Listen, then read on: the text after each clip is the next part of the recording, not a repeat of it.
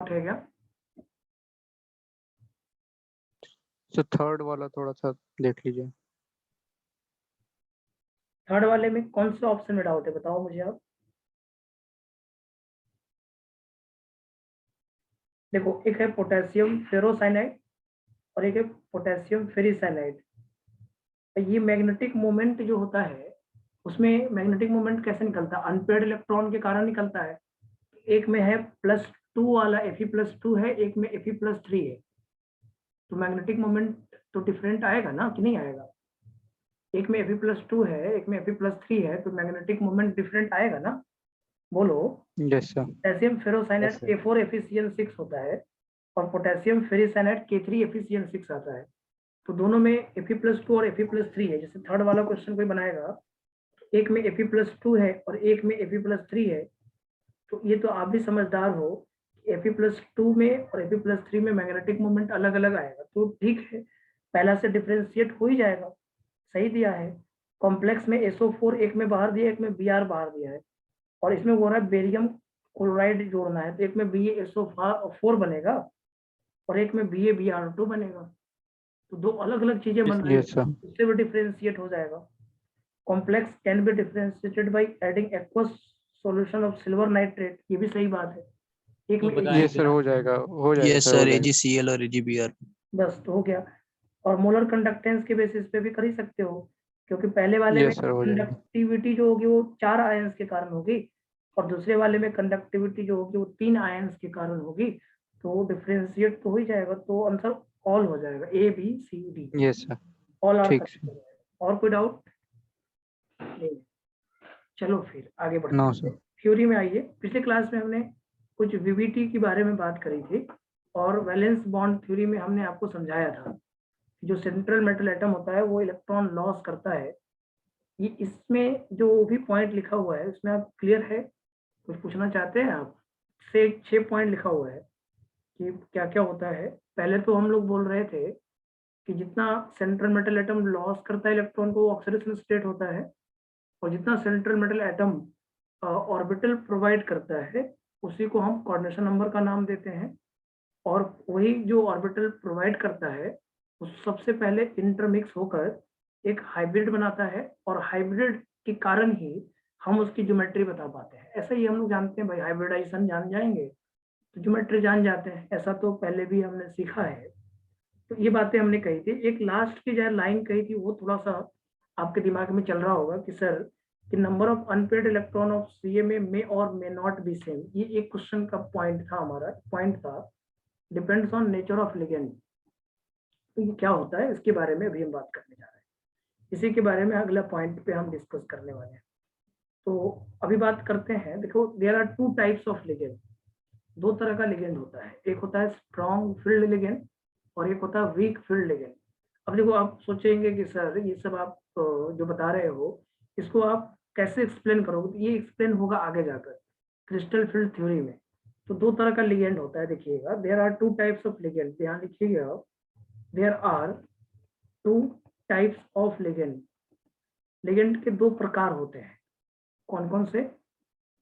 एक लिगेंड कहलाता है स्ट्रॉन्ग फील्ड लिगेंड और एक लिगेंड कहलाता है वीक फील्ड लिगेंड। 2 तरह के लिगेंड होते हैं। एक लिगेंड को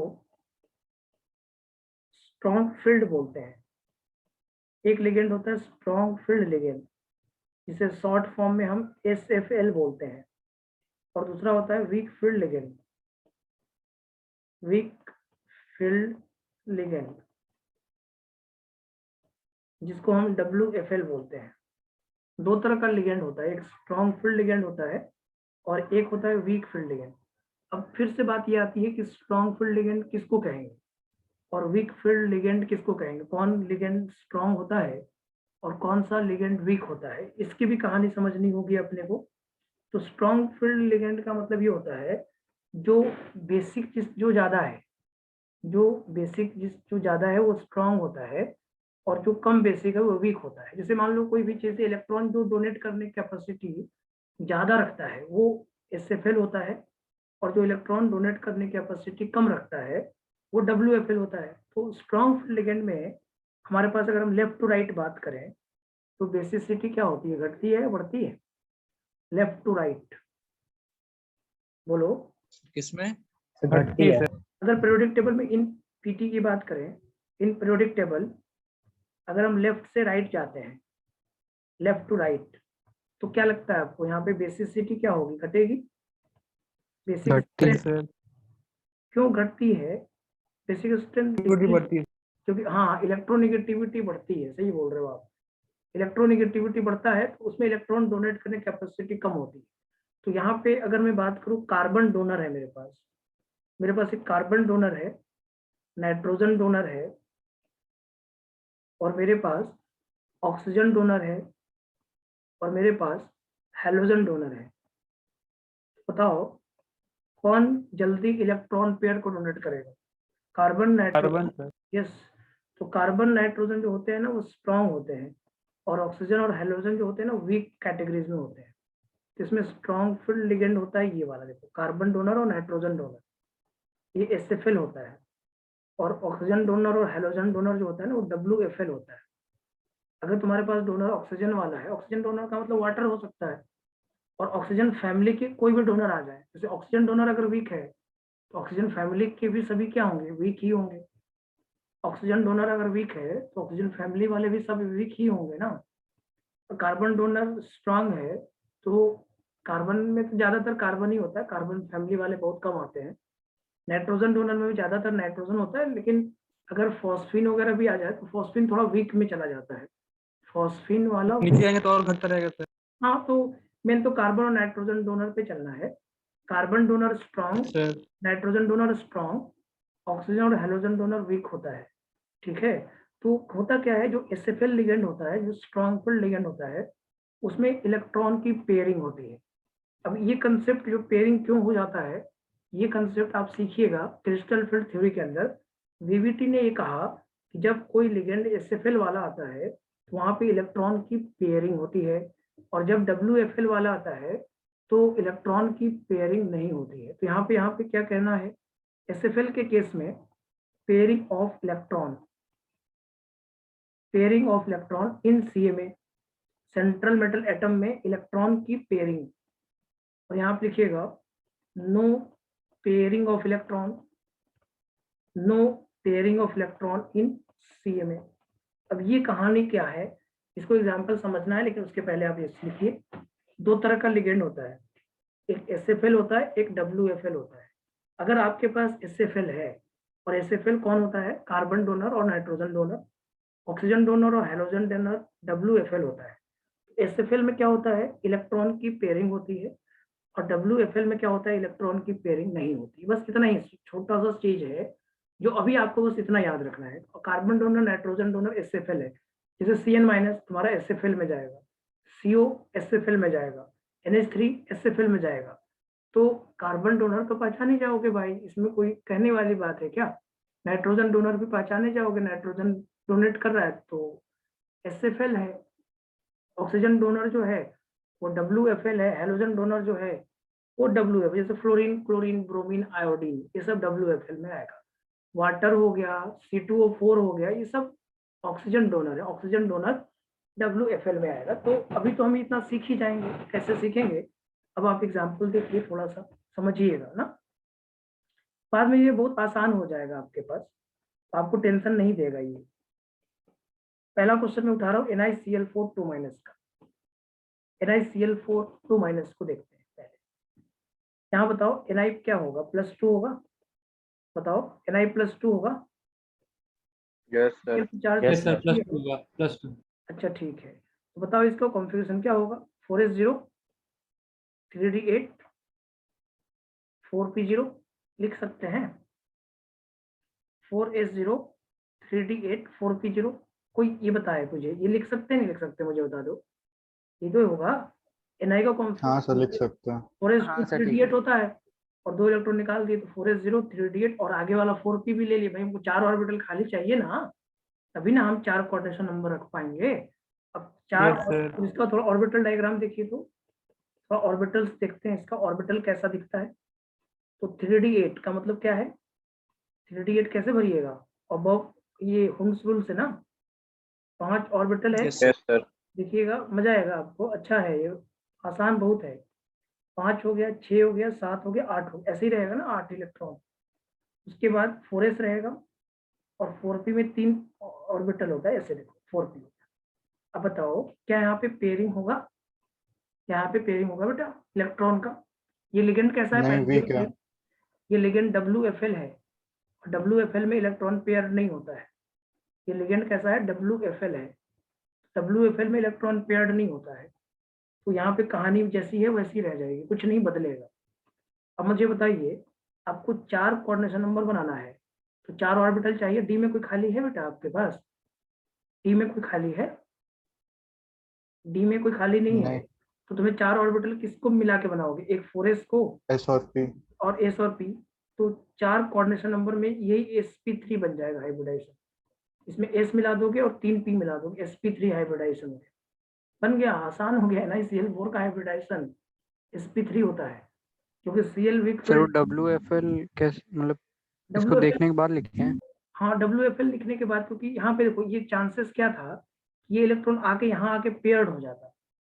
तो क्योंकि ये WFL था तो ये पेयरिंग नहीं हो पाया। अगर यहाँ पे SFL होता तो ये पेयरिंग हो जाता। क्योंकि देखो हमने एक चीज बताया था आप लोगों को कि अगर कोऑर्डिनेशन नंबर 4 है तो 2 तरह का हाइब्रिडाइजेशन है, एक sp3 और एक dsp2, 2 है। ध्यान देना, 2 हाइब्रिडाइजेशन सजेस्ट किया है मैंने। अगर कोऑर्डिनेशन नंबर 4 है तो 2 हाइब्रिडाइजेशन होता है, एक dsp2 और एक sp3, है या नहीं बोलो? तो अगर आप यहाँ पे यस देखोगे सर। तो यहाँ पे तो d ऑर्बिटल तुम्हारा रहता तब ना dsp2 बनता। d खाली कहाँ है तुम्हारे पास? तो अगला ऑप्शन क्या है तुम्हारे पास? sp3 बनाने का ही, क्योंकि 4 लोगों को रखने के लिए 4 घर चाहिए ना, 4 रूम चाहिए ना। तो 4 रूम तुम्हें कौन कौन देगा? यस 4s और 4p ही दे सकता है। डी में तो भाई खाली ही नहीं है। तो इसका Yes, sir. हाइब्रिडेशन NiCl4 का हाइब्रिडेशन पूछेगा तुरंत बताना sp3 होगा।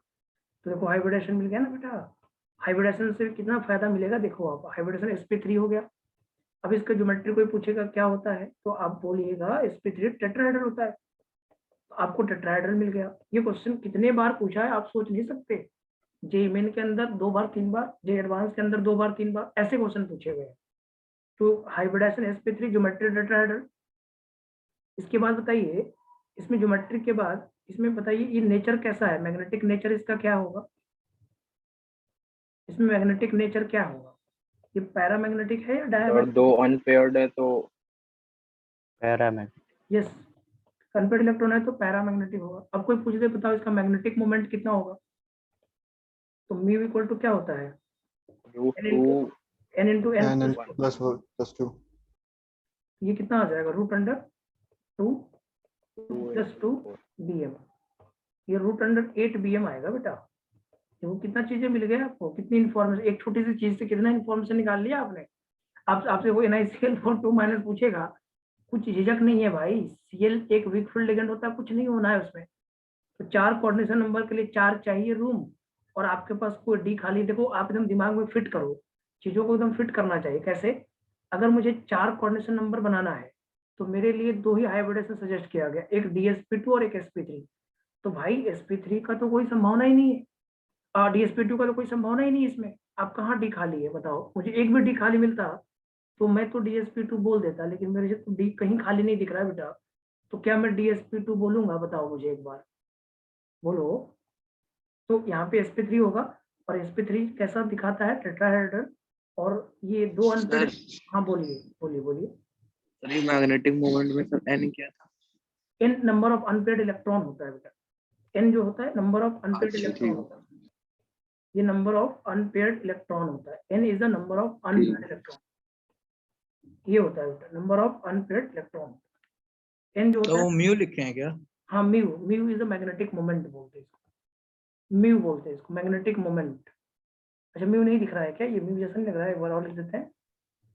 अभी लग रहा है? हाँ ठीक है, Yes. म्यू पढ़ लिया मैंने, उसको म्यू लिखेंगे तो हो जाएगा ये। अब चलिए एक मेरे साथ एक और एग्जांपल करते हैं। Yes sir. NiCl4 का कर लिया मैंने। अभी इसको थोड़ा करो तो ये 3 तो मतलब एक ऐसे नहीं कहा था भाई भाई है, वैसे वाली बात है। ये 3 एक और आएगा इसके साथ, ये तीनों भाई भाई हैं। एक की बात करी जाती तीनों की बात करी जाती है, ऐसी बात होती है।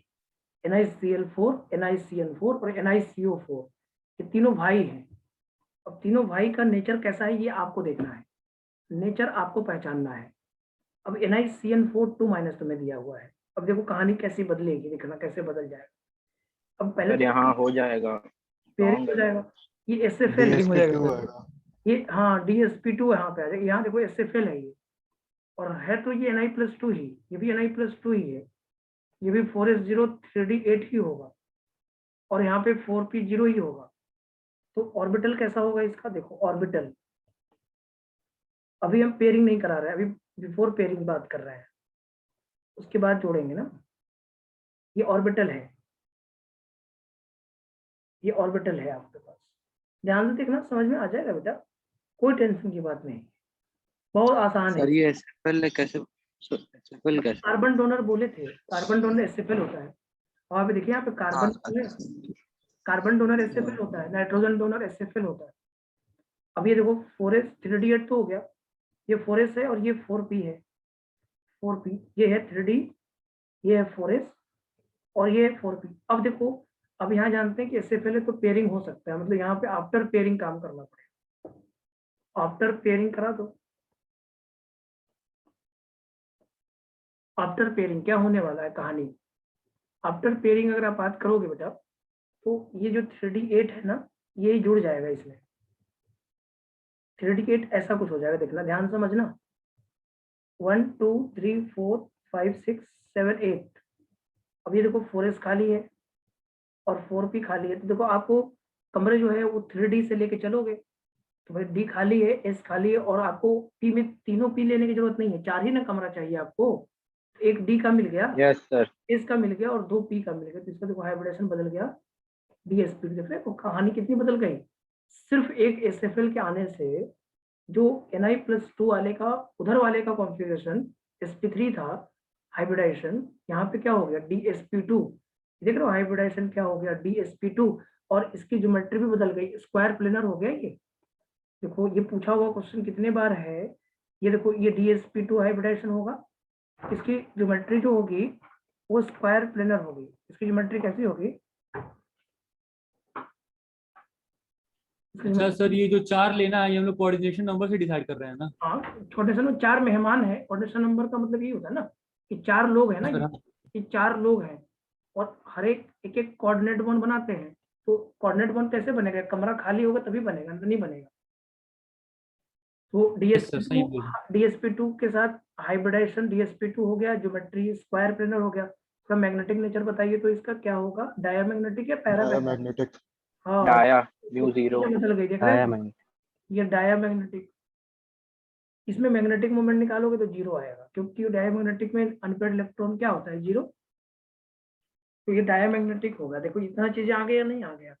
अभी यही ऊपर वाला जो था वो पैरामैग्नेटिक भी था, यही लाइन हमने छठी लाइन जो लिखी थी, यही लाइन लिखी हुई थी, 6th लाइन यही था कि number of unpaired electron of CMA मे और मे नॉट बी सेम। ये लिखा हुआ था कि नहीं लिखा हुआ था। यहाँ पे अनपेयर्ड इलेक्ट्रॉन तो Ni+2 के बेसिस पे 2 आना चाहिए था, आना चाहिए था कि नहीं आना चाहिए था, लेकिन लिगेंड के बेसिस में अनपेयर्ड इलेक्ट्रॉन क्या आ गया, 0। यही ना लाइन लिखी हुई है, देखो ये लाइन से छठी लाइन जो लिखी है क्या लिखी है, number of unpaired electron of CMA मे और may not be same depends on nature of ligand. ये आ रहा नहीं आ रहा है लाइन, और ये लाइन यहाँ का प्रूफ दिख रहा है, देखो ये लाइन इसका प्रूफ है। Ni+2 है और तो 2 अनपेयर्ड इलेक्ट्रॉन आना चाहिए, लेकिन 2 अनपेयर्ड इलेक्ट्रॉन नहीं आ रहा है, 0 आ रहा है। तो किसके कारण आ रहा है, इस लिगेंड के कारण ही तो आ रहा है। वही ना पॉइंट लिखा हुआ है, वो number of unpaired electron of CMA मे और may not be same depends on nature of ligand. Okay, वो लाइन क्लियर हो गया, हो गया क्यों हो गया। Yes sir. तो हो गया NiCN, सर, ठीक है। हाँ तो NiCN4 वाली कहानी आ गई। अब थोड़ा सा एक और एग्जांपल साथ साथ आता है, कहने भाई भाई है, तीनों भाई हैं, देखो ये तीनों के क्वेश्चन सर एक आते सेकंड हैं। कर दीजिए। NiCO4 है ये, NiCO4 है, और यहाँ पे चार्ज नहीं है कुछ भी, बस इतना ही है, NiCO4 है। NiCO4 एक है आपका, 3 मिल गया ना, NiCl4 2 माइनस, NiCN4 2 माइनस, और एक है NiCO4। तो बताओ क्या होगा, NiCO4 का हाइब्रिडाइजेशन क्या होगा, 0 होगा। हाइब्रिडाइजेशन क्या आएगा NiCO4 का,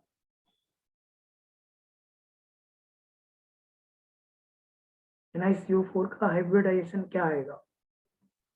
SFL है तो 8 पेयर में बता रहे सर, 1 मिनट दीजिए। हाँ हाँ, आप टाइम लो। आप लोग ऊपर वाला लिख लिए हो, लिख रहे हो तो लिख लो पहले।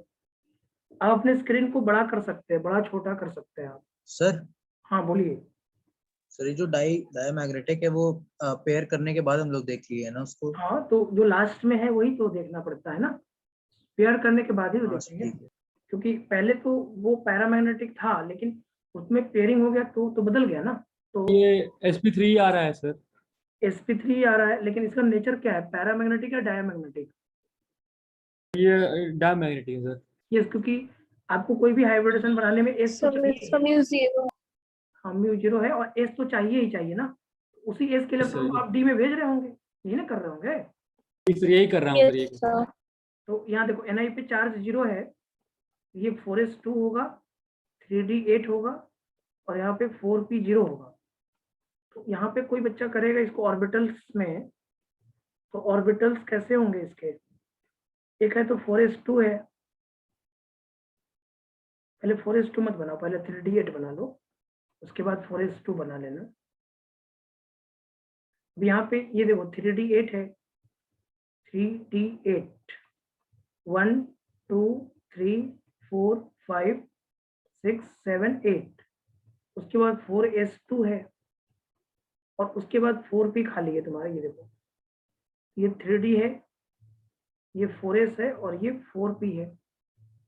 अब इसके बाद आप देखोगे तो यहाँ पे ये SFL तो है, CO तो SFL होता है, और ऐसे भी तो हाइब्रिडाइजेशन में s ऑर्बिटल चाहिए ही, इसी को उठाकर यहाँ डाल दो इन दोनों में। तो आफ्टर पेयरिंग क्या हो जाएगा? आफ्टर पेयरिंग जो होगा, ये 3d, ये आ जाएगा 3d। अब ये सब चीजें बार बार डायग्राम नहीं बना करेंगे, प्रैक्टिस हो जाएगा अगर, तो इसको बार बार बनाने की जरूरत नहीं पड़ेगा आपको। इसको बार बार थोड़ी बनाओगे आप, मेहनत लगता है ना बार बार बनाने में। इसको तो बार बार नहीं बनाइएगा आप अपने मन में एक पिक्चर नहीं बना सकते हैं। प्रैक्टिस कर लीजिएगा तो मन में पिक्चर बनेगा, और मन में पिक्चर बनेगा तो आंसर मिलेगा। अभी इनको जोड़ोगे तो क्या आ जाएगा? sp3। इसका जो हाइब्रिडाइजेशन होगा वो होगा sp3। इसकी ज्योमेट्री जो होगी वो होगी टेट्राहेड्रल, और ये डायमैग्नेटिक ही होगा, ये डायमैग्नेटिक ही होगा, और मैग्नेटिक मोमेंट 0 ही होगा। क्या ये बात समझ में आ रहा है? यस सर, एकदम क्लियर है। तो आप देखो, कई वीक फील्ड लिगेंड और स्ट्रॉन्ग फील्ड लिगेंड समझ जाओगे। वीक फील्ड लिगेंड और स्ट्रॉन्ग फील्ड लिगेंड के साथ कहानी ऐसी रहती है, वीक फील्ड लिगेंड और स्ट्रॉन्ग फील्ड लिगेंड के साथ कहानी ऐसी रहती है।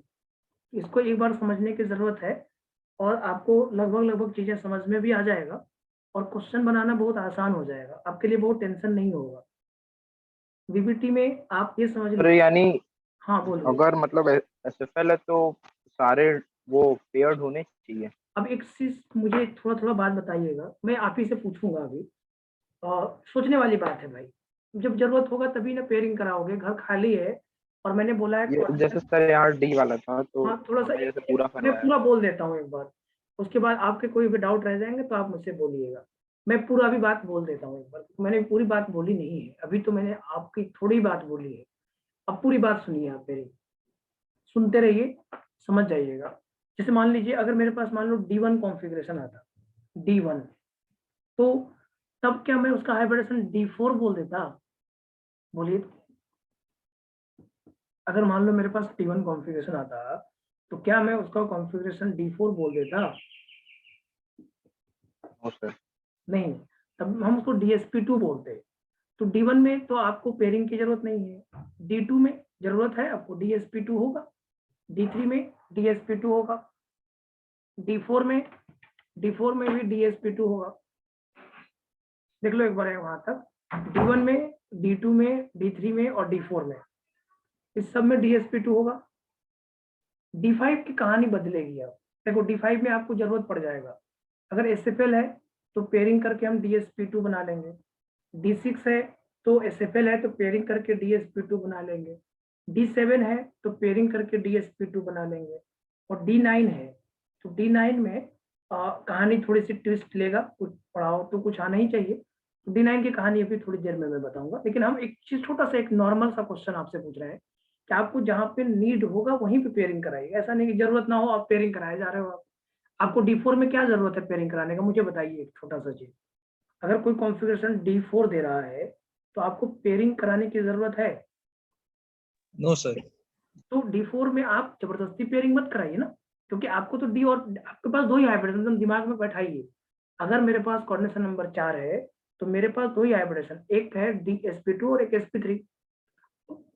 अब सोचने वाली बात यह है कि अगर मान लो D4 आया तो DsP2 बन जाएगा, D5 आएगा तो SFL कहानी कहेगा, D5 आएगा तो SFL कहानी कहेगा, D6 आएगा तो SFL कहेगा कुछ, D7 आएगा तो SFL कहेगा, D8 आएगा तो SFL कहेगा, D9 आएगा तो SFL कहेगा।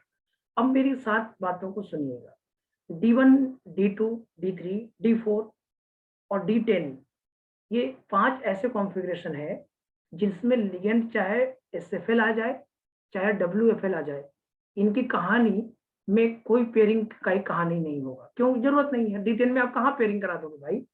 D10 में तुम्हारे पास ना कुछ खाली ही नहीं है, कहाँ करा दोगे? तो D10 में कोई गुंजाइश नहीं है। D1, D2, D3, D4 में नीड नहीं है, जरूरत नहीं है। जरूरत के काम करी जाती है भाई, जरूरत ना हो तो क्यों काम करोगे आप? तो आपको क्या क्या सीखा आपने एक पॉइंट सीखा कि अगर मेरे पास कोई कॉन्फ़िगरेशन D1 दिख रहा है, D2 दिख रहा है, D3 दिख रहा है, D4 दिख रहा है और D10 दिख रहा है, तो no pairing in the presence of SFL और WFL, कोई भी हो, either in the presence of SFL हो या WFL, उसमें तो कहानी नहीं है भाई। तो समझो क्या हुआ, समझो क्या हुआ। यहाँ लिखिएगा D1, D2, D3, D4 and D10, no pairing of electron takes place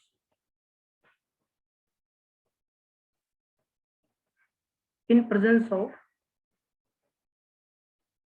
SFL। SFL आपको जरूरत है, मुझे बताइए थोड़ा, क्या आपको D1, D2, D3 no sir. कुछ नहीं करो भाई, इन सब में हाइब्रिडेशन DsP2 है। कहानी एकदम तुरंत बन गया, देखो कितना जल्दी क्वेश्चन बन गया। क्यों मेहनत करोगे भाई आप?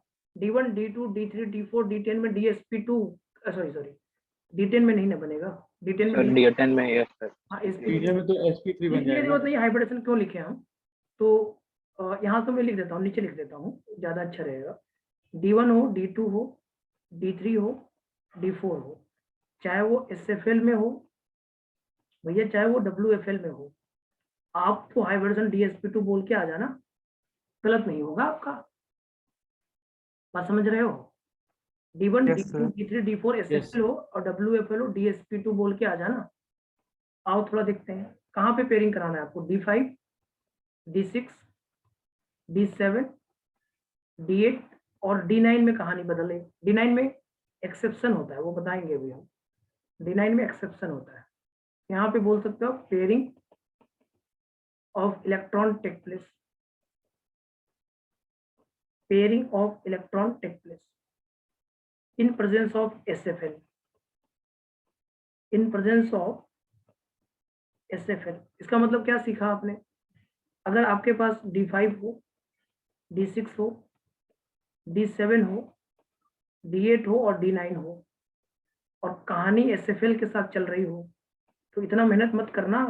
बचना है तो SFL देख लो और SFL के साथ DsP2 बोल के आ जाना, गलत नहीं होगा।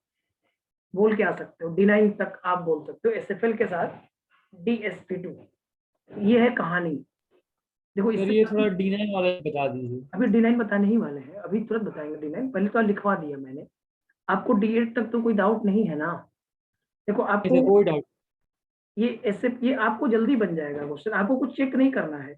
आप उसको, देखो कोई भी चीज जब हम करते हैं ना तो उस पर थोड़ा सा दिमाग लगा दो, अपने आप वो थ्योरी और मॉडिफाई हो जाता है, थ्योरी एडवांस जैसा हो जाता है, तो जल्दी जल्दी हो जाता है। फिर जैसे सर मैं DsP2 हो जाएगा। हाँ, D5 में तो पेयरिंग हो गया तो DsP2 हो जाएगा, D6 में हो ही जा रहा है pairing, Yes, yes, sir. D8 तक हो ही गया। D9 एक्सेप्शन है, बताते हैं कैसे, क्यों है एक्सेप्शन वही बताएंगे, समझाते हैं D9 की कहानी। बहुत पूछा हुआ है D9 वाला, और D9 वाली कहानी कैसे चलती है वो एक्सेप्शन से अभी आ जाएगा। ठीक, पहले तो आप यहाँ देख लो आपको देखो वीक फील्ड लिगेंड में जो है, देखो D1, D2, D3, D4, SFL, WFL दोनों में DsP2, और D5, D6, D7, D8, D9, SFL में आपका DsP2 और WFL में भैया sp3 है या नहीं? तो याद मत करो ना, कुछ भी याद मत करो, क्यों याद कर रहे हो? कुछ भी याद रखना बेटर रहेगा सर। बना लीजिएगा, वो तो हम समझ ही रहे हैं, बन जाएगा, टेंशन वाली बात नहीं। पिछले वाले में सर D8 में तो sp3 हो गया था सवाल। D8 नहीं था, वो D10 था, ये D8 नहीं था भाई, ये 4s2 3D8 था, यस यस ये D10 हो जाता, ये S तो खाली करना है, वो सर। D10 था, इसलिए sp3। सर समझ ठीक, अभी आइए अभी एक बात और करते हैं, एक एक्सेप्शन जो आपको से कहा जा रहा था उस पर थोड़ा सा डिस्कस करते हैं आपसे, एक एक्सेप्शंस का डिस्कशन करते हैं। ये एक्सेप्शन बड़ा अच्छा है, कॉपर वाले में बहुत एक्सेप्शन दिखाई देगा आपको। देखो क्वेश्चन में ये बहुत बार दिया हुआ रहता है, CuNH3 4 और यहाँ लिखा था +2, ये वाला बड़ा अच्छा है ये, CuNH3 4 +2, ये देख रहे हो कॉपर क्या है, +2 है, और ये 4s1 3d10 रहता हाँ, तो 4s1 3d 4s0 3d9 हो जाएगा, 4s0 3d9 हो जाएगा। अब देखो इसके अगला वाला 4p0 खाली है, अगर कोई बच्चा इसको बनाएगा ना, NH3 तो स्ट्रांग होता ही है ना बेटा, NH3 स्ट्रांग होता है कि नहीं होता है बताओ? Yes sir. Yes sir. Strong होता है, और इसके बाद ये 4s है और ये 4p है। जो कहानी जितना एक्सेप्शन सब कॉपर में ही है, कॉपर थोड़ा अपना कहानी अलग तरीके से कहता है, क्यों कहता है वो बात अभी समझ में आने लगेगा। पहले तो आप D9 बनाइए, 1 2 3 4 5 6 7 8 9, ये बन गया आपका 3d9 4s0 और ये 4p। थोड़ा सा इसको देखिएगा बेटा, थोड़ा सा ध्यान से देखिएगा तो समझ में आ जाए।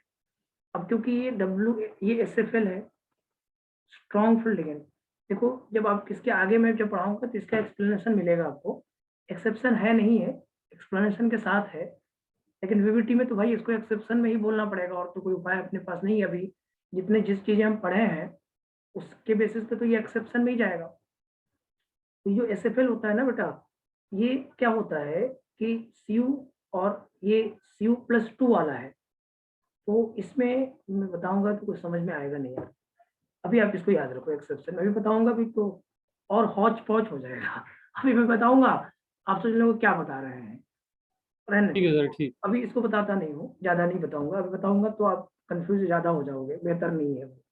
तो यहाँ पे क्या होता है, जो 3D वाला है ना, ये इलेक्ट्रॉन जंप करके 4s में चला जा 4p में चला जाता है, और कुछ ऐसी स्थिति बन जाती है आफ्टर शिफ्टिंग जो होता है, इसको ट्रांसवर्स बोलते हैं, इसको एक्साइटेशन बोला जाता है, इसको इस कोऑर्डिनेशन के लैंग्वेज को ट्रांसवर्स बोलते हैं।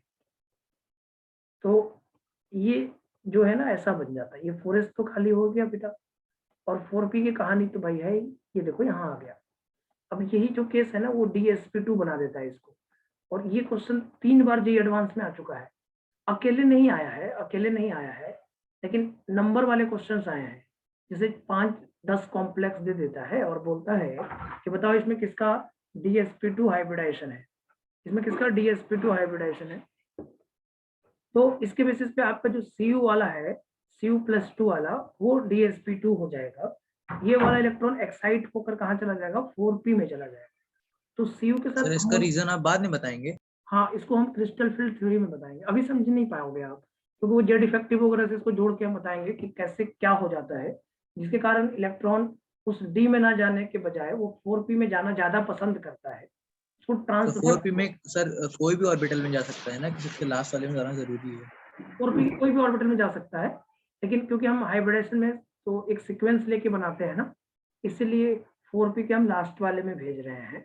कोई में भी जा सकता है, क्योंकि 4p तो डिजेनरेट ऑर्बिटल होता है ना बेटा, तो डिजेनरेट का मतलब होता है सब में Yes, sir. एनर्जी, तो किसी में जाए तो क्या फर्क पड़ता है, बस सीक्वेंस के हिसाब से हमने सोचा कि भाई ये D है, S है और 2p साथ में मिल जाए तो DsP2 बन जाएगा, तो ये स्क्वायर प्लेनर होता है। तो देखो एक बार थोड़ा सा कहानी सुनना है आपको, कॉपर वाले में अमोनिया हो या CN हो, चाहे कोई भी और हो, मैंने CN वाला भी तो आ ही जाएगा ना बेटा, CN- वाला हो सकता है, CO वाला हो सकता है, तो इससे स्ट्रॉन्ग फील्ड लिगेंड कोई भी होगा, चाहे अमोनिया हो, CN- हो, CO हो, तो सब में ये बातें होगी बेटा। तो कॉपर के साथ ये बातें याद रखनी होगी। ये DsP2 हाइब्रिडाइजेशन शो करता है। ये स्क्वायर प्लेनर होता है, ये वाला स्क्वायर प्लेनर होता है। कॉपर +2 स्क्वायर प्लेनर होता है। Hybridization DsP2 square planar. Unpaired electron इसमें 1 होता है, और कभी कभी पूछ देता है कि किसमें अनपेयर्ड इलेक्ट्रॉन प्रेजेंट होता है, तो बोलिएगा 4p में प्रेजेंट होता है। Unpaired electron is present in 4p। Unpaired electron 4p में प्रेजेंट होता है। अगर 4p में प्रेजेंट है तो पैरामैग्नेटिक तो होना ही था इसको, ये पैरामैग्नेटिक होगा, और मैग्नेटिक मोमेंट जो होगा वो √3 हो जाएगा Bm, √3 बोर मैग्नेटॉन। ये बेटा एक एक्सेप्शन है, बस और कुछ नहीं करना है। एकदम क्लियर कट पिक्चर है अपने पास। भैया SFL होगा तो पेयरिंग होगा, SFL नहीं होगा तो पेयरिंग। जब बस एक एक्सेप्शन D9 वाला है, D9 with SFL, D9 with SFL, D9 with SFL। भाई कहानी ऐसी, D9 विथ SFL कहानी ऐसी होगी, इसको एक बार देख लो बस। और आपको हाँ बोलो कैसा सर ये CN और CO क्या बता रहे हैं, मतलब कुछ लिखे हैं आप? CN और CO भी तो स्ट्रॉन्ग लिगेंड होता है ना। अमोनिया के जगह पे अगर मान लो CN- होता तब भी कहानी यही होती। अमोनिया के जगह पे CO होता तब भी कहानी यही होती। मतलब NH3 से स्ट्रॉन्गर, ये तो और ज्यादा स्ट्रॉन्ग हो गया ना, ये तो कहानी कही देगा ये, है या नहीं? Yes sir. तो लिगेंड NH3 SFL है, तो CN- भी तो SFL है, CO भी तो SFL है। तो कहानी जब NH3 ये लिख सकता है तो CN भी तो लिख सकता है, CO भी तो लिख सकता है। नहीं कहा जाता है कि एक आदमी ने इतिहास लिखा, एक आदमी ने मतलब ऐसा कुछ कर दिया जिससे कि इतिहास बन गया, तो उससे अच्छे लोग भी तो इतिहास वो लिख ही सकते हैं ना। तो अमोनिया से अच्छा तो CN- है। अगर NH3 ने इतिहास लिखा तो CN- भी इतिहास लिखेगा, CO भी इतिहास लिखेगा। ये इतिहास लिख दिया है, समझ में आया बात?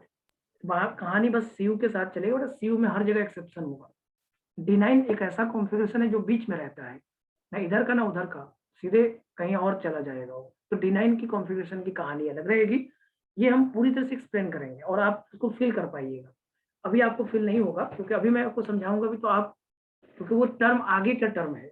अगर वो पीछे का टर्म होता तो मैं समझा देता आपको, वो टर्म आगे का है, तो बेहतर है कि मैं उसको अभी रोक के रखूं, बाद में मैं इस पॉइंट को उठाऊंगा। ठीक, अभी आप देख लीजिए, क्या आपको कोऑर्डिनेशन नंबर 4 के क्वेश्चंस दिए जाए तो बना दोगे? बनाएंगे? एकदम बना लेंगे सर, 4 एकदम वाले बना लेंगे। कोऑर्डिनेशन नंबर वाले बन जाएंगे। अभी भी 4 कोऑर्डिनेशन नंबर की कहानी बाकी है, वो आपको क्रिस्टल फील्ड थ्योरी के साथ ही बताएंगे हम। अभी भी कहानी पूरी नहीं हुई है। कहानी पूरी तब होगी जब क्रिस्टल फील्ड थ्योरी को पढ़ाएंगे हम। लेकिन हाँ ये है कि 60% कहानी पूरी हो गई है, अभी 40% कहानी है इसकी। 40% कहानी पूरी, 100% कहानी तभी पूरी होगी जब ये क्रिस्टल फील्ड थ्योरी के साथ कंप्लीट होगा, तब आपको कहानी का मजा आएगा। अभी कहानी में मजा नहीं आ रहा होगा, अभी रटा जैसा लग रहा होगा, रटाऊं जैसा लग रहा होगा। अभी नहीं तक सर, समझ आ गया। समझ आ रहा है वो अलग बात है, लेकिन आपको रटने जैसा फील आ रहा होगा, क्योंकि अभी इस कहानी का जो पूरा जो निचोड़ है वो आगे मिलेगा आपको क्रिस्टल फील्ड थ्योरी के साथ। तो अभी पॉइंट बाकी है, अभी पॉइंट और लिखवाएंगे, लेकिन अभी नहीं, अभी लिखवा देंगे तो फिर आपको रटने जैसा लगने लगेगा। तो मैं चाहता नहीं हूँ कि आपको रटने जैसा लगे, आपको अच्छा फील आए। अभी के लिए तो इतना है। अब चलिए, अब थोड़ा क्वेश्चन नंबर 6 पे डिस्कस करते हैं।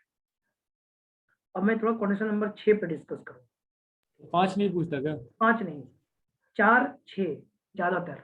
5 सब देखो ऑड नंबर वाले बड़ा कम कॉम्प्लेक्स पूछे जाते हैं अपने एग्जाम में, नहीं पूछे जाते, तो हम लोग ज्यादा डिस्कशन 4 और 6 का ही करते हैं।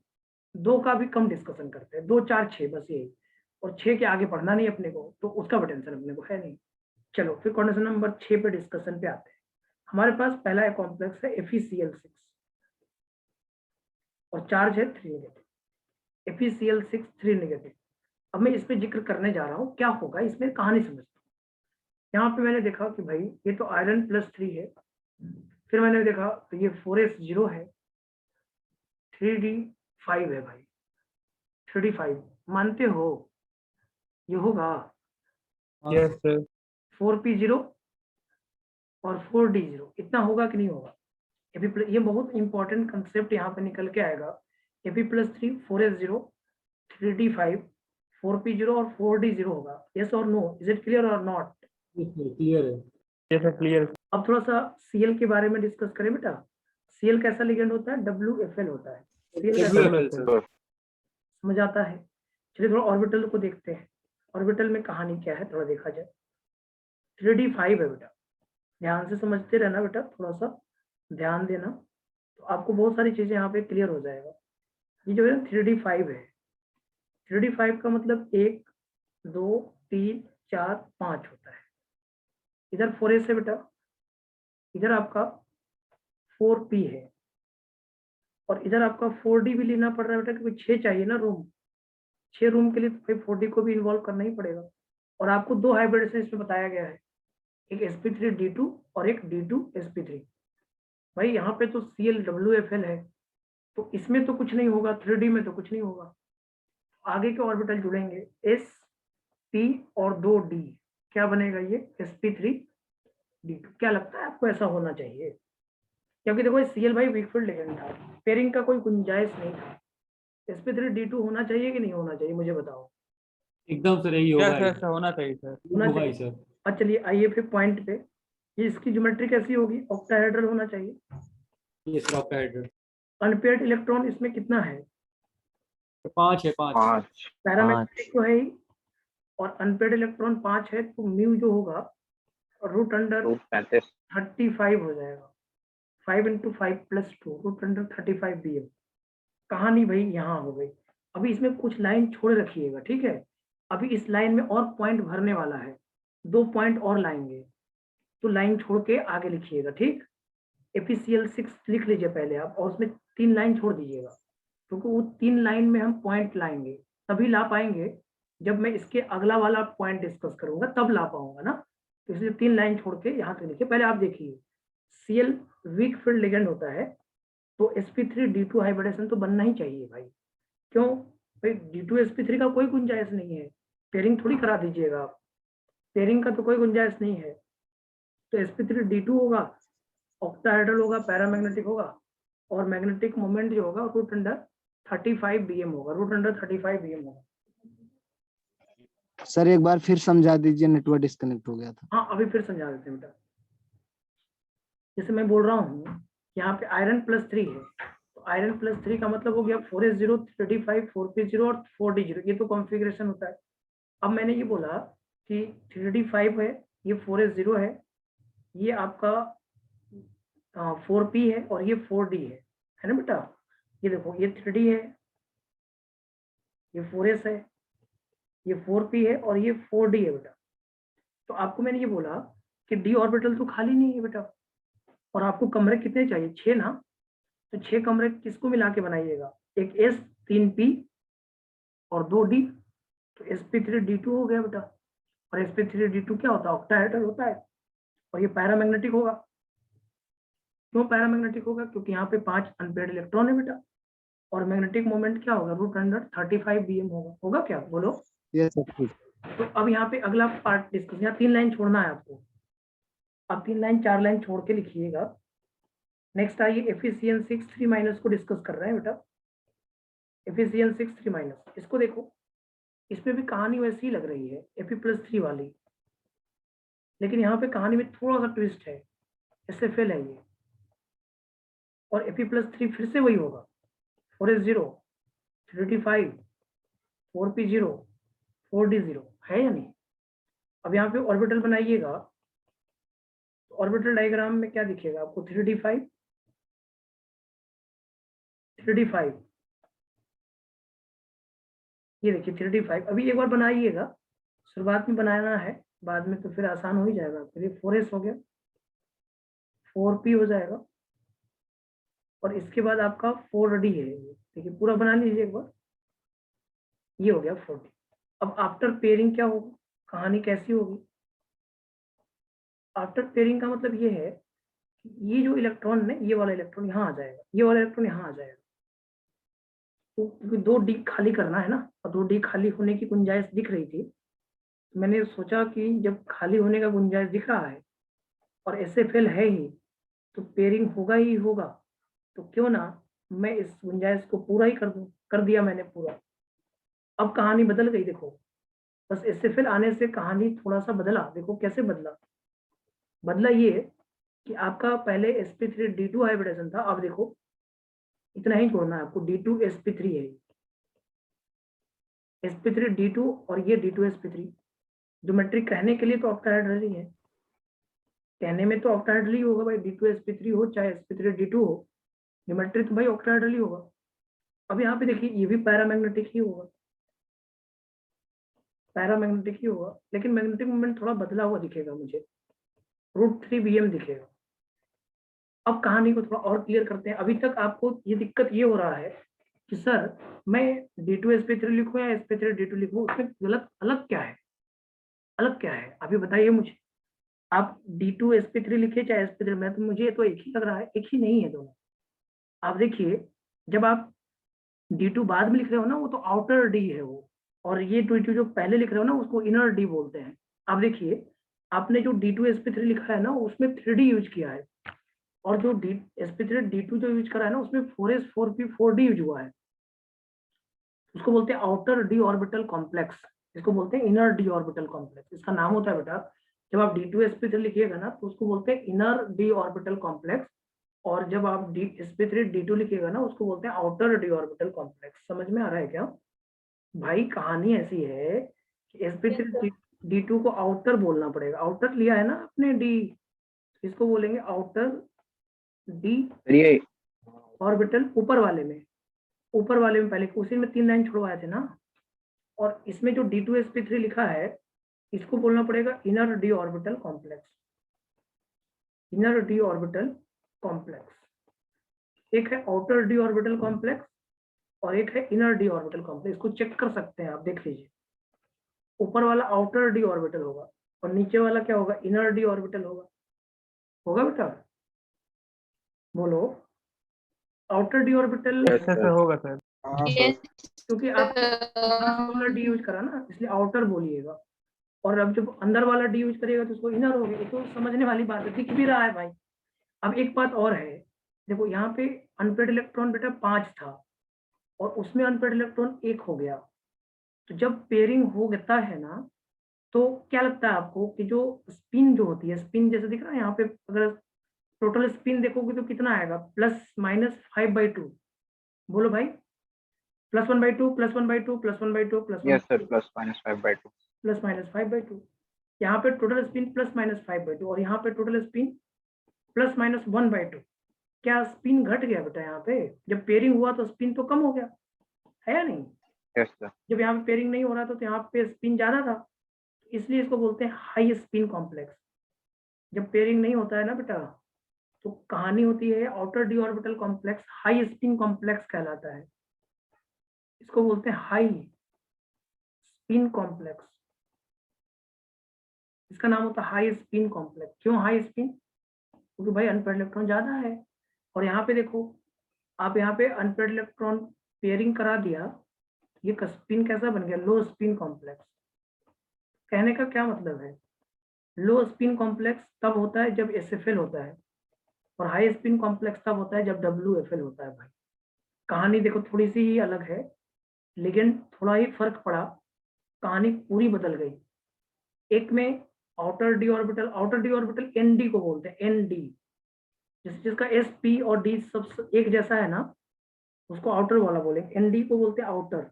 ND का मतलब क्या है, आउटर डी ऑर्बिटल, ये बोलते हैं ND को। और N-1D अगर आप यूज करते हो ना उसको बोलते हैं इनर डी ऑर्बिटल, इसका नाम होता है इनर डी ऑर्बिटल। चेक करो तो एक बार, यहाँ तक किसी को डाउट है तो पूछो। क्लियर है सर। सही बच्चों को ये बात क्लियर हो गया? एक बार आप चेक कर। Yes sir. Yes sir.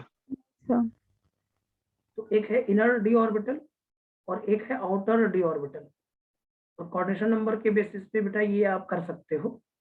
एक हो गया लो स्पिन कॉम्प्लेक्स और एक हो गया हाई स्पिन कॉम्प्लेक्स। तो दो नाम अलग अलग हमने कैटेगराइज कर दिया। तो जब पेयरिंग होता है ना बेटा तो लो स्पिन हो जाता है, और जब पेयरिंग नहीं होता है तो हाई स्पिन हो जाता है। अब कहानी में तुम्हें आप ही लोगों से पूछ लेता हूँ, कहाँ पे आपको पेयरिंग कराना चाहिए और कहाँ पे आपको पेयरिंग नहीं कराना चाहिए। तो यहाँ पे थोड़ी सी कहानी मेरे साथ आपको सुनना पड़ेगा। थोड़ी सी कहानी अगर आप सुनेंगे तो आप समझ जाएंगे। देखो D1 में पेयरिंग कराना चाहिए आपको। D1 में तो चांसेस ही नहीं है बेटा, D2 में चांसेस ही नहीं है, D3 में कोई कराना ही नहीं चाहिए। पेयरिंग कहाँ कहाँ होना चाहिए? D4 में, D4 देख रहे हो, D5, yes sir. D6, D4, D5, D6 और कभी कभी D7 में भी हो जाएगा। D7 यहाँ पे एक्सेप्शन बनेगा। D7 तो D4, D5, D6 और D7 यही 4 जगह पेयरिंग होता है बेटा। D8 में नहीं हो सकता भाई। ऐसा तो नहीं कर सकते ना आप कि एक इनर डी ऑर्बिटल एक आउटर डी ऑर्बिटल ले लो। ऐसा कर सकते हो क्या आप? एक 3D यूज कर लो, एक 4D यूज कर लो, ऐसा नहीं हो सकता। या तो दोनों इनर हो या तो दोनों आउटर हो। कोई बच्चा ऐसा करने लग जाता है ना, D8 में भी पेयरिंग करा देता है और करा के क्या करेगा कि एक इनर डी ले लेता है एक आउटर डी ले लेता है। ये नहीं कर सकते आप। या तो दोनों इनर डी ले लीजिए या दोनों आउटर डी ले लीजिए। तो कहानी समझ में आ गई आपको? ये बातें समझ में आया? क्लियर है, एकदम क्लियर है। आउटर डी ऑर्बिटल कॉम्प्लेक्स और inner D orbital complex, low spin complex और high spin complex. High spin complex किसमें होता है? जहां पे पेयरिंग नहीं हो रहा है। ठीक, क्लियर, समझ में आ गया ये बात? तो पेयरिंग कहाँ कहाँ पे होगा? पेयरिंग होगा, अगर आप बात करें पेयरिंग की, तो D4 में होगा, D5 में होगा, D6 में होगा और D7 में होगा। अगर ये SFL है तो पेयरिंग होगा, अदरवाइज कहीं भी पेयरिंग नहीं होगा। अदरवाइज कहीं भी पेयरिंग नहीं होगा, बस इतने में पेयरिंग होगा और कहीं पे भी कोई पेयरिंग के कोई चांसेस नहीं। देखो D1, D2, D3 में जरूरत नहीं है और D8, D9, D10 पेयरिंग कर नहीं पाएगा, इसलिए पेयरिंग के चांसेस सिर्फ और सिर्फ यहीं पे हैं, बस और कहीं नहीं। ये बात तो आपको इस तरह की चीजों को देखने के बाद समझ में आ ही गया होगा। तो चलिए फिर एक एग्जांपल करिए। ये जेई में आया हुआ है, जेई एडवांस में 2014। उसने पूछा था कि find magnetic moment difference, find magnetic moment, find magnetic moment difference between Fe SCN 6,3 minus and Fe CN 6,3 minus।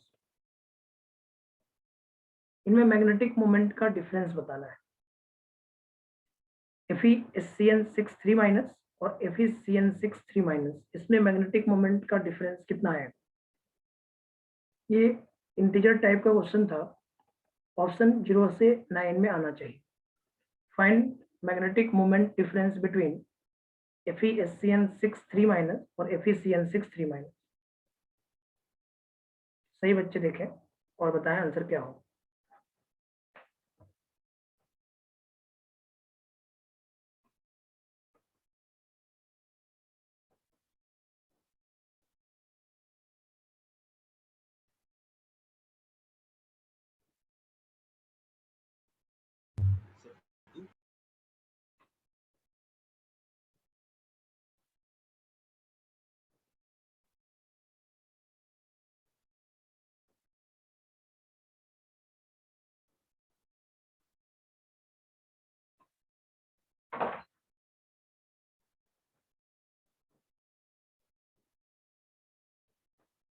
करो, इसको बताओ कितना आएगा।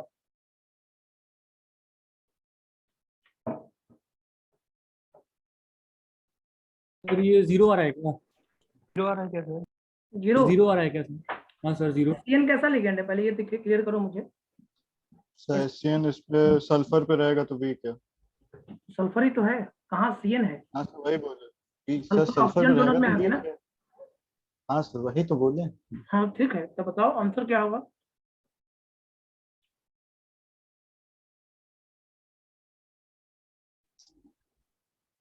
सही तो रूट रूट लगा हुआ है। रूट रूट 35 था -√3। 35 माइनस 3। इसके ऊपर वाला क्वेश्चन यही है भाई। हाँ सर वही, रूट वही देख रहे 35 थे। माइनस √3 सर, वो अप्रोक्सीमेशन होगा। अप्रोक्सीमेशन करना ही है, 0 to 9 इंटीजर बोलते थे 4 आएगा। यस, 4 आंसर आएगा। 4 आएगा ना सर? यस हाँ सर। Sir approx. अप्रॉक्सी तो चाहिए आंसर, जो Yes, 0 sir, to 9 चार। आ गया तो अप्रॉक्सी आएगा। देखो Fe SCN, अब थोड़ा फास्ट कर सकते हैं अपने लोगों को। यहाँ पे Fe+3 हो गया और ये WFL के साथ है, और WFL के साथ है मतलब ये D5 हो जाएगा, और D5 का मतलब अनपेयर्ड इलेक्ट्रॉन N5 आ जाएगा। पेयरिंग का कोई चांसेस नहीं है भाई, WFL है ना, पेयरिंग कहाँ होगा? तो इसका मतलब म्यू जो आएगा वो √35 आ जाएगा, √35। और यहाँ देखो Fe CN6 3- ये आपका SFL हो जाएगा, और SFL है तो ये Fe+3 SFL, ये भी D5 आएगा, लेकिन D5 पेयरिंग हो जाएगा। D5 बना के पेयरिंग करा तो सब थोड़ी बनाना जरूरी है, सब थोड़ी बनाएंगे हम, 1 2 और D5 मन में बना लो भाई, 5 जाएगा, 3 4 5 हो गया। तो यहाँ पे जो मैग्नेटिक मोमेंट आएगा वो √3 आएगा। अब डिफरेंस कितना होगा? डिफरेंस इक्वल टू √35 और -√3। 35 का 4 ले लो, 3 √3 का 2 ले लो, नहीं 6 ले लो, सॉरी 35 का 6 ले लो, 35 का 6 खेल ना? लेंगे। 6 - 2 6 4। माइनस 2। ये जेई एडवांस 2014 का क्वेश्चन है, कितना आसान है, और इससे भी आसान अभी और होगा ये, अभी तो ये तब भी टफ है, जिस तरह से आप बना रहे हो ना तब भी आपको टाइम ले रहा है। हम आपको इसको 10 सेकेंड में मात्र बनाने के लिए बताएंगे। जब हम बन ही गया। क्रिस्टल फील्ड थ्योरी पढ़ेंगे तो उससे भी आसानी से बनेगा ये, तो अभी तब भी थोड़ा टाइम ले रहा है आपसे। क्रिस्टल फील्ड थ्योरी पढ़ने के बाद आप लिखोगे और झटके में आंसर आ जाएगा तुरंत, मतलब उसमें आपको टाइम एकदम नहीं लगेगा। अभी तो क्योंकि हम वीवीटी पहले पढ़ते हैं, तब उसके बाद क्रिस्टल फील्ड थ्योरी को पढ़ते हैं, सीक्वेंस यही रहता है हमेशा, तो इसलिए थोड़ा सा ये सर HCN WFL कैसे हुआ था? SCN क्योंकि ऑक्सीजन डोनर है ना, ऑक्सीजन फैमिली का है, और हमने बोला था ऑक्सीजन डोनर हो चाहे वो सल्फर डोनर, सल्फर है ना यहाँ पे साथ में लगा हुआ, यस सर, तो ठीक है। पहला एलिमेंट होता है ना वही डोनेट करता है, तो S लिखा है मतलब सल्फर डोनर है। सल्फर डोनर ऑक्सीजन फैमिली में आता है, और ऑक्सीजन फैमिली वीक फील्ड में आता है, तो सल्फर भी वीक फील्ड में होगा। यहाँ पे कार्बन डोनर है इसलिए स्ट्रॉन्ग फील्ड लिगेंड में आएगा, यहाँ पे पेयरिंग। ओके, समझ में आया? क्लियर है? Yes sir. तो समझ में आ रहा है सही बच्चों को? एक छोटा सा क्वेश्चन क्लियर के है बाद सर, आज क्लियर का है। क्लास एंड करेंगे। Decreasing order of magnetic moment बताना है, decreasing order of magnetic moment बताना है आपको, ठीक? पहला है FeH2 6 और यहाँ पे +2 दिया हुआ है। दूसरा है FeCN6 और -4 दिया हुआ है। तीसरा लिखा है COCN6 -3 लिखा है।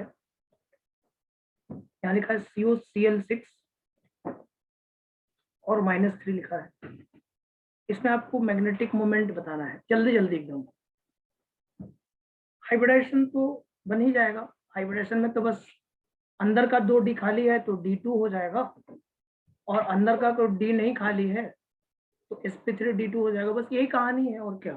तो सिंपल है एकदम, सिंपल नहीं लग रहा है आपको? बोलो।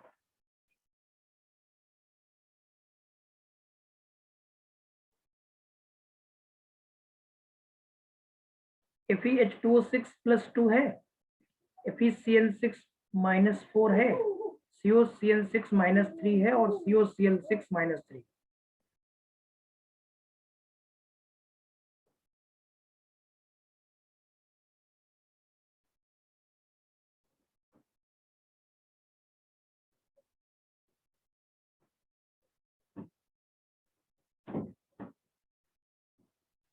वाटर वीक में आएगा, CN स्ट्रॉन्ग में आएगा, Cl वीक में आएगा। करो जल्दी जल्दी। इसमें Fe+2 आएगा,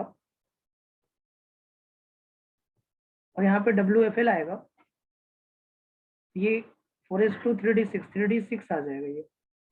4 अनपेयर्ड इलेक्ट्रॉन आएगा, 4 अनपेयर्ड, बोलो n equal to yes sir. यहाँ Fe+2 आएगा और ये SFL आएगा, ये भी 3d6 आएगा। और जब आप इसकी पेयरिंग करा दोगे तो D2 वाला खाली करोगे, इसमें अनपेयर्ड इलेक्ट्रॉन 0 आ जाएगा। चेक कर लो आप, अनपेयर्ड इलेक्ट्रॉन 0 आ जाएगा।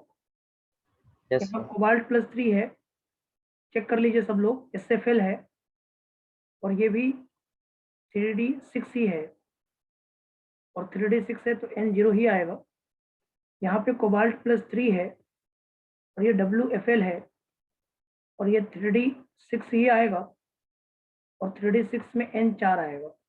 आप चेक कर लीजिए, आपको अगर विश्वास ना हो, ये थोड़ा सा आपको प्रेडिक्टेबल एटॉमिक स्ट्रक्चर का क्वांटम मैकेनिकल मॉडल में जहाँ कॉन्फ़िगरेशन पढ़ा उसको थोड़ा क्लियर करना होगा आपको। तो यस सर। तो आता ही है बच्चों को, 5 यस सर आता है। 6 आ गया तो 4 अनपेयर्ड इलेक्ट्रॉन देखो दिख रहा है कि नहीं दिख रहा है। और जब पेयरिंग करा दोगे तो 0 अनपेयर्ड इलेक्ट्रॉन हो जाएगा। इसका मतलब क्या हुआ, जितना ज्यादा अनपेयर्ड इलेक्ट्रॉन उतना ज्यादा मैग्नेटिक मोमेंट होता है। तो सबसे ज्यादा 1 का होगा, 1 और 4 बराबर होंगे और 2 और 3 बराबर होगा। ये आंसर हो जाएगा बेटा, 1 = 4 ग्रेटर देन 2 = 3। कहानी ऐसी होगी, चेक कर लो आप। यस नहीं सर। यार, मैग्नेटिक आ रहा है मोमेंट और अनपेयर्ड इलेक्ट्रॉन दूसरे का डायरेक्टली प्रोपोर्शनल होता है। जितना ज्यादा अनपेयर्ड इलेक्ट्रॉन उतना ज्यादा मैग्नेट। अच्छा पहले का कोई पूछे हाइब्रिडाइजेशन बताओ तो क्या बोलोगे? पहले का हाइब्रिडाइजेशन क्या बोलोगे? अंदर का डी तो खाली है नहीं, अंदर का डी खाली नहीं है तो sp3 sp3d2। और दूसरे में अंदर का डी खाली है तो d2 sp3। इसमें भी अंदर का डी खाली है तो d2 sp3। इसमें अंदर का डी खाली नहीं है तो sp3 d2। ऐसे प्रैक्टिस एक बार करना पड़ेगा, एक बार प्रैक्टिस करो, मजा यस सर, प्रैक्टिस करना पड़ेगा। थोड़ा सा एक बार प्रैक्टिस करने में कोई बुराई नहीं है, करा जा सकता है और बहुत फास्ट किया जा सकता है चीजों को, बहुत फास्ट हो सकता है। और पॉइंट और लिखवाएंगे हम आपको। और अभी ऐसा नहीं है कि आपको हाइब्रिडेशन टफ लगेगा, अभी तो अभी इसकी बातें भी और कर रही हैं, अभी और ये इलोबरेट होगा।